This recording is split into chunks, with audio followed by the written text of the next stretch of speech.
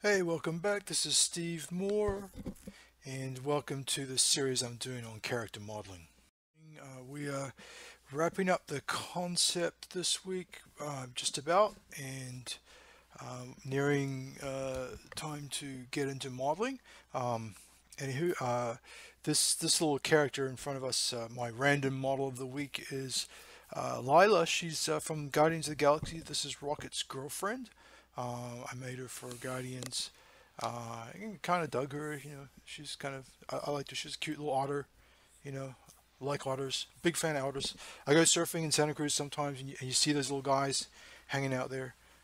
They are uber cute. Anywho, let's get on with it. All right, so now we're about to dig into the legs, and this is the challenge. This is where I really don't have any reference for this. I have to make it up. I know. So we know, for example, that the light. I'll turn off the palette for a minute here, and we know our light direction is generally coming from the top left corner here of our picture. So everything down, so so I'm going to imagine the light hitting the legs from that direction, and I'm going to start just by putting in some soft diffuse modeling. Because it's metal, after that I'm going to do a series of masks, and I'm going to break it into distinct shapes depending. So you're going to have your main light, and then I think it helps to have imagine a reflected light source. So we're going to have kind of our main light coming from the top left, and then we're going to have some kind of rim lighting around her and some bounce lighting coming from perhaps the right. And we're going to create a series of masks across the legs, um, and to achieve that. All right, here we go. So I'm starting out here, and I have already painted a mask for this area, and I'm now going back and using that mask. I'm dusting in some highlights, and what I'm going to do now is kind of show you from scratch, just painting another mask for my rim lights. So at the moment it looks like it's super harsh and maybe too much, but essentially I'll paint this mask in like this, solid colors, and then just use that to mask out the areas I want to paint in, and then I will just lightly kind of dust in my rim light. And this just kind of requires, just kind of imagining, the shape of things, the forms, going with what's already there.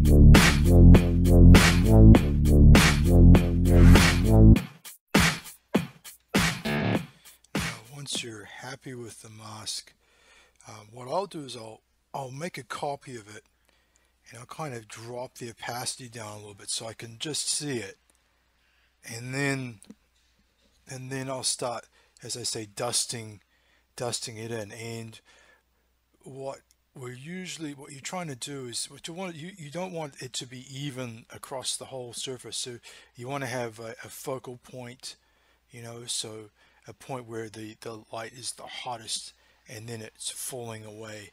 Um, Here we're adding in the hot kind of second room light. So um, it's a bit cliche, but one of the lighting effects you see frequently, you'll see a model, for example, and they're lit very diffuse.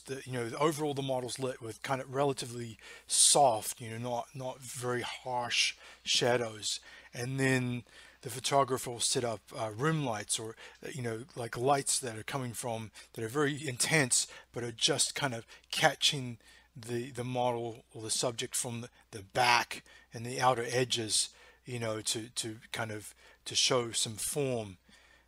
And so that's what I've been doing here a lot. You know, I'm you know using, I've got a warm and a cool rim light. Here you I'm you know, as we're refining the painting here, you'll notice me using my favorite technique, which is to, you know, kind of roughen the color and then you blur it, and you make a copy and you blur that, and then you paint in using them as a mask. You paint in the blurred version to basically blend all the colors together nicely. It's my way of cheating paint. So adding in the nice hot yellow rim light here, so we've got a warm and a cool. Nice balance. Just picking out the little details.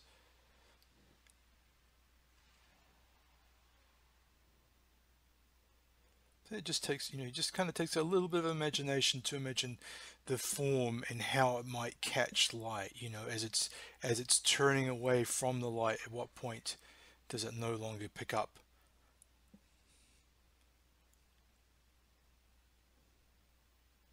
Yeah, I love the technique of kind of outlining the character with rim lighting. It's a nice, easy way to get the character to pop out from the background.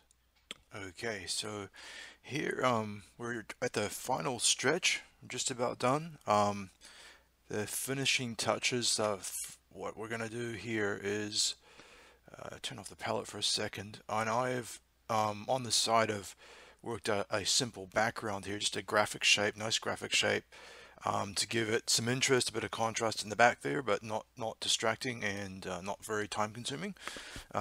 Just something to just kind of help pop the image, and now it's just kind of now it's the fun part. We just got to kind of polish it up a little bit, like so.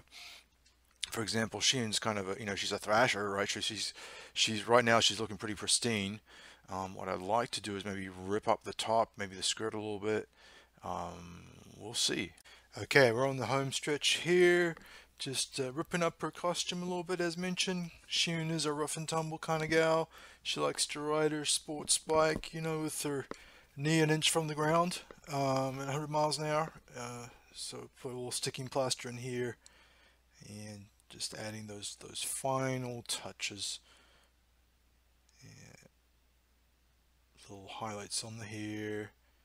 It's fun.